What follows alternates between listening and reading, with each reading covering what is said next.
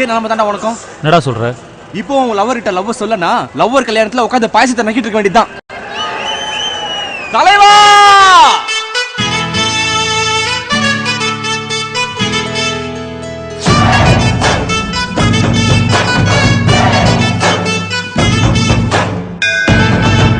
இந்த காசில பொண்ணுங்களுக்கு நம்மளை பிடிக்கணும்னா 2 வழி இருக்கு.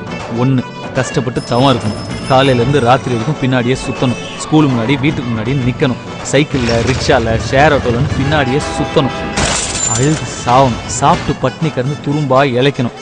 அவளே நொந்து போய் லவ்வை ஒத்துக்கிற வரைக்கும் தொல்லை பண்ணணும். ஆனால் இதெல்லாம் பண்ணி அவனை லவ் பண்ணுறதுனால கமலஹாசனா ஒன்றும் ஒர்க் அவுட் ஆகலை. நீ என் ஸ்கூட்டரில் பின்னாடி உட்காரு, நான் பிரேக் அடிப்பேன், நீ என் மேலே விழு. லவ் பண்ண வேணாம், அந்த ஃபீலிங்காவது கூட.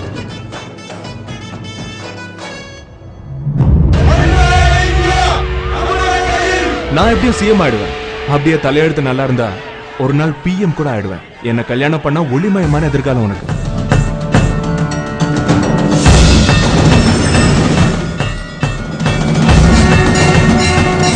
என்னாச்சு சுந்தர்? கிழிஞ்சிருச்சு.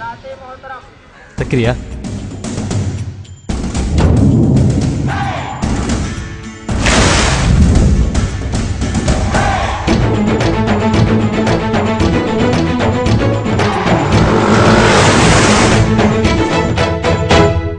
நம்மள மாதிரி பசங்களோட லவ்வை நாசம் பண்றதே இந்த டாக்டருங்களும் இன்ஜினியர்களும் தான்டா. நீ ஒன்றும் ஃபீல் பண்ணாத மச்சான். மச்சான், இது நம்ம ஊர்.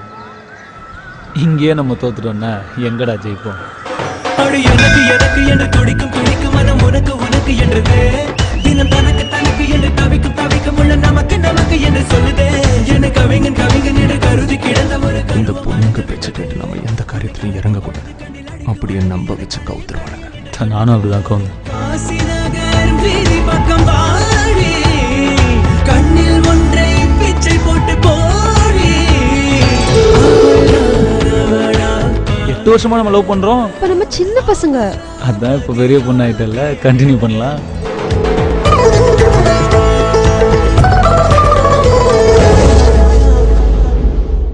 தம்பி ரிக்ஷா தம்பி, மேடம் கிட்ட காசு வாங்காத, அன்னி மாதிரி உனக்கு. லூஸ் மாதிரி பேசாத, அதெல்லாம் ஒண்ணு இல்ல. forget me. You forget me.